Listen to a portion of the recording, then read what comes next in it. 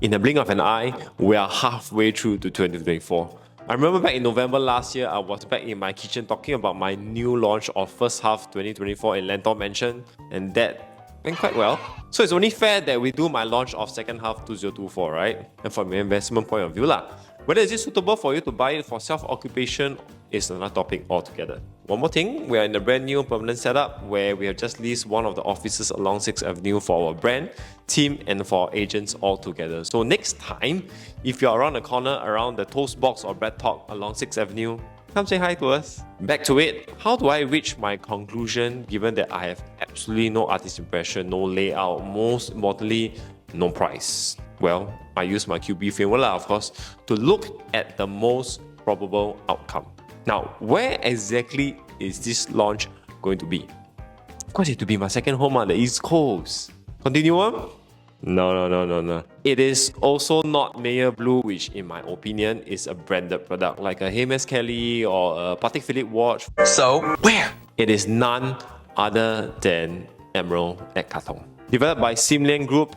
For simple context, the developers bought this land at 1069 per square foot per plot ratio, which translates to it being 18% cheaper than Tembusu Grand Plot located just opposite and 20% cheaper than the Grand Durban site. The break-even price is close to 1911 per square foot and is really quite a big drop off. But of course, you have to understand that Emerald is also the first development that falls under the harmonization rulings where you no longer pay for AC ledgers as strata space. What does it also mean? It means that for calculation's sake, I should add another 8% to the land cost to match up to the previous comparisons, as AC ledgers typically occupy 5 to 8% of a typical floor plate, which I suspect their actual break-even based on past margins to be around, I think, 2063 per square foot. Even if I take away the higher percentage of 8%, Emerald will likely cost 10% lower than other competitions in that neighborhood. That's why I believe the developers, in my opinion, has a very unfair advantage.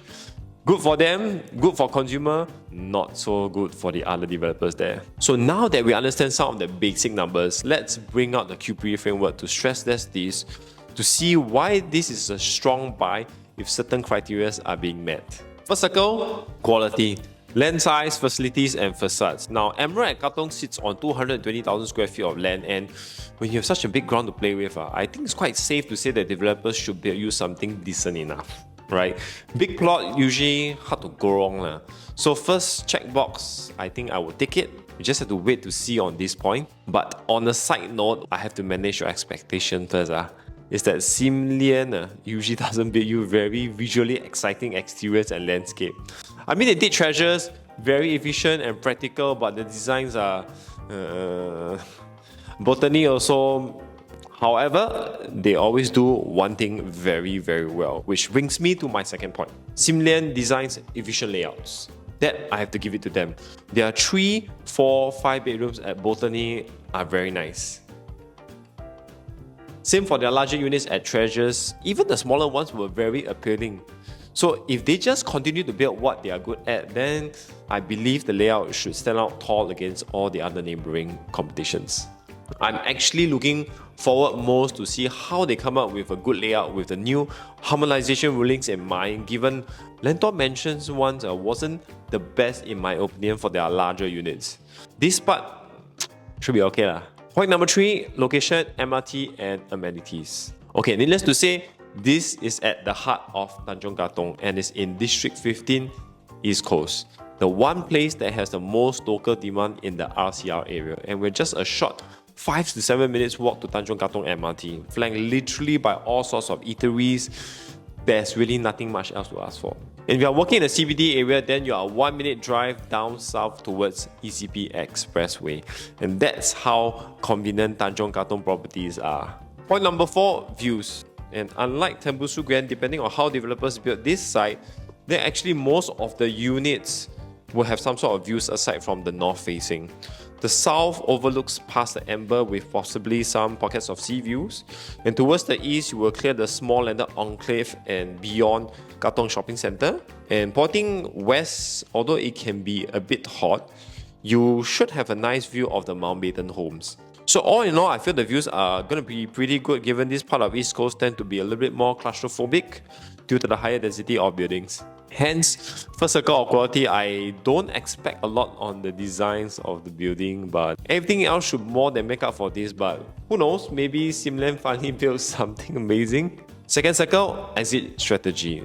Supply demand, target audience, schools, transformation. I'm going to sum this up very, very quickly because it's after all Tanjong Katong, probably the heart of East Coast aside from Marine Parade. Supply here is typically low. Target audiences are mainly locals and PR, primarily buying for own use. And I believe there's hardly any more land in this area other than from the older sites to go en bloc.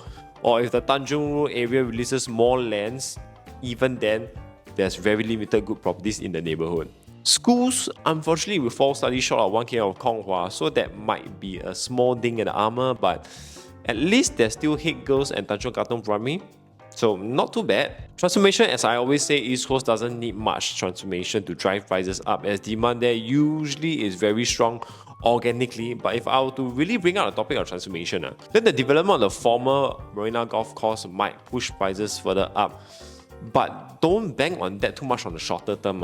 Remember, I always say that. All in all, the District 15 SG strategy is usually very solid, especially when the MRT is up and running, finally connecting all the dots on the convenience in the neighborhood.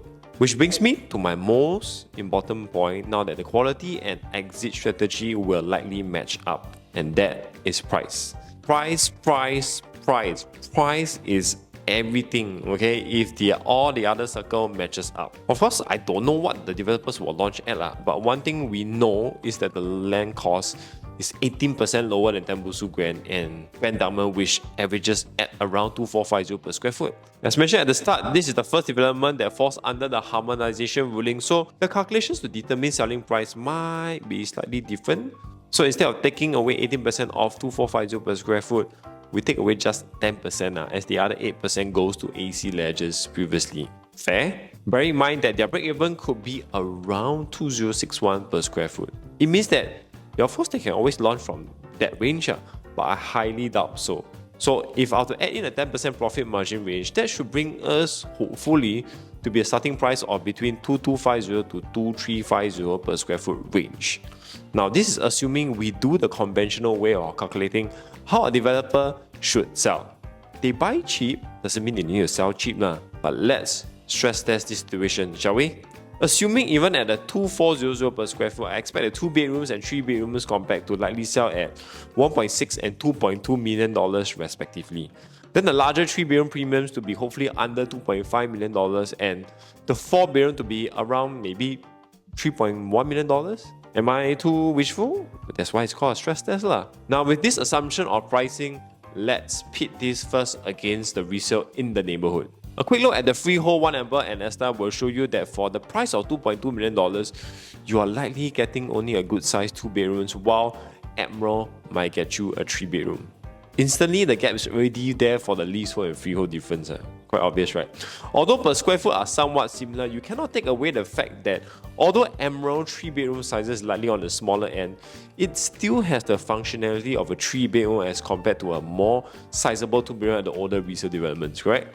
This is actually very similar to the concept of buying Pine Tree Hill versus all the other freehold comparisons around the Mount Sinai area.